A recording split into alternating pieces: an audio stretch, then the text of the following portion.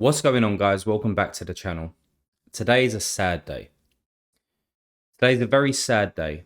Last night, went out with a few friends. We had some dinner, and I was away from my phone.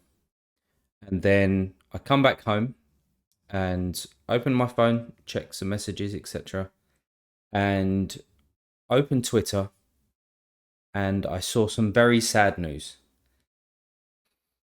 Lucas Zelarayan has left the MLS. He's gone to Saudi. One of my best cards has now left the gallery. And unfortunately, hey, it happens. It happens. It's not going to be the last. It is a sad day. Lucas Zelarayan, I really enjoyed watching Columbus Crew. I'll still watch Columbus Crew because, lucky enough, I still have Gressel. Now, Gressel is probably going to be picking up some of Zelarayan's set pieces, which is good. I've got the super rare of Gressel, as probably people know. But you can see here, people was trying to get out of him quickly. And because I was out last night, I missed the news. And, I wasn't one of those people who all of a sudden was able to sell it to a bot and like Basilbot or Sir Hiss or somebody like that and get some ETH back for him. And you can tell here, if I just do it by 1 week, you'll be able to see it a little bit clearer. Obviously, there were some sales down here. Now, what am I going to do with Zelarayan? Maybe you're sitting there and you've already sold him, or you're trying to trade him, or whatever you're trying to do. My personal opinion on it is that, hey, we don't know what's going to happen next year, right? So if he was to do his ACL this year and he was out for the full year, would you be selling him at this price? You probably wouldn't. You'd probably keep him, depending on what you bought him for. But you'd probably keep him, and then you would see what happens next year. Hopefully he comes back to full fitness and you play him again. Now, we don't know what's going to be happening with the Saudi League next year. We don't know if they're going to cover it or not, right? So for me, why would I want to be selling him for basically the same price as a threshold? Like in rare, obviously. I'm not going to do that. He's going to stay in the gallery. I'm going to stick it out. I'm going to see what happens.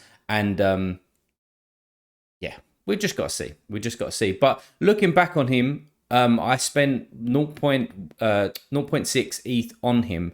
And what did he do for me? So let's just filter by myself here. He done very well. Let's put it that way. He earned me 0.27 in regards to ETH.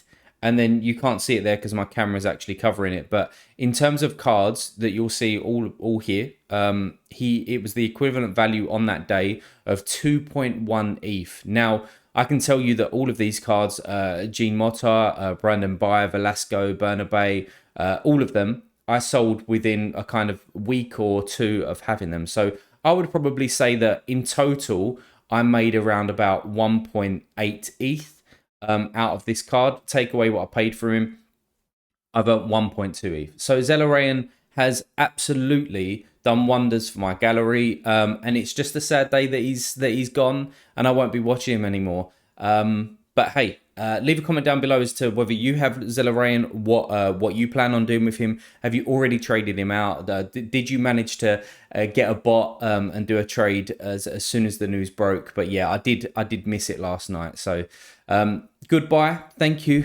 for everything, and hopefully we can get some coverage of your games next year if that's the right thing to do. Obviously, when Sorare do their data analysis, if they're going to bring the Saudi League. Now, just to bring you up to date. Last game week, I don't know if I mentioned it in my last video or not, but I did win this guy, or I think I mentioned that I was on for a good place, and I finished 23rd in All-Star Rare, and I managed to win Marvin Duksh. I'm gonna say it like that, and I might have butchered his name, but I've already sold him, as you can kind of see here, because he doesn't fit into my plans. But a few things to say about this guy, right? He takes set pieces for Werder Bremen, and he scores very well. So I'm in an iron about what to do with him. But I've kind of got in my back of my head. I know the players that I want to get. He wasn't one of them. So ETH is my friend at the moment, right? I want to be collecting, and I want to be purchasing some of the players that I want to have in my gallery and that I feel makes sense. But looking at him, I always look for AA in a forward. And he gets AA. He takes set pieces. He's obviously gets some decisives as well. and he's got a good partnership with the other guy who plays up front for Werder Bremen. So from a forward point of view, if people are looking for maybe a cheap champion Europe striker or something like that, I would take a look at this guy for sure. I think that he scores, as I said, he scores pretty well. But he's gone out the gallery. I think I got him for 0.11. The couple of sales after it went for a little bit higher than that. But yeah, hey, he's out. The other person, I won a tier 4 that same game week as well. I won this guy. He's not really worth anything. I'll keep him around in the gallery. Won't sell him because he's so cheap anyway for like £20. I'll just keep him if there's an off week where I need a midfielder to come in for like a cap 240 team, then I will keep him around and he can come in and do a job for me. The other thing that I'd done was, again, it's not a massive trade, but I got Justin Merrim in. And the reason why, I'll show you the trade if I can find it down here. Yeah, just with Basil Bot as well. Liao, we don't know how long he's out for. It could be like 6-7 weeks. It could be a couple of weeks. Who knows? But I won him a couple of weeks back. And then, yeah, I just done that trade and brought in Merrim because I needed him for last game week to complete a lineup, which actually went pretty miserably, which I will show you now. Probably one of my worst game weeks on Sorare since. So if we take a look at here, I'm just checking. Yeah, camera's all good. Terrible. Tommy and Russell done okay for me last night. Obviously, I think Tommy assisted Russell, which was decent to have that connection there. But Cascante, Austin were playing like one of the worst teams apparently in Liga MX, or just not a strong team. And they got smashed at home, 3-1. Donovan Pines, they got smashed as well at home, 3-0. And I put the captain's armband on him. I just went with Sorare data, what they were predicting. And obviously Cleveland didn't keep a clean sheet. He done all right AA though, which was good. Then we had the America Rare Pro team, and this is where Miram come in. He come in because I needed that forward and just to throw this lineup out because I wasn't sure whether Tyler Miller was going to be playing, but I thought, hey, I've got 2 super rares sitting there. And then Gressel come off the bench last night and does what Gressel does. And his delivery is superb. He created a couple of big chances, I think, or attempted assist, a few of them that I saw on the highlights, and got the assist itself. And then Asario, I mean, Toronto just can't do anything, right? So, yeah, a little bit way off there. And then the last one here, you can't see again because of my camera, but obviously Zelarayan didn't play last night. Precciado, or King Harold as I'm calling him, he got a goal against Orlando and scored the 64, but everybody else was just basically dog shit. So there we go. Really bad game week. But looking at this game week coming, this is what my all-star team looks like. Now, there is some confusion at the moment if you are playing some of your America cards around the League's Cup.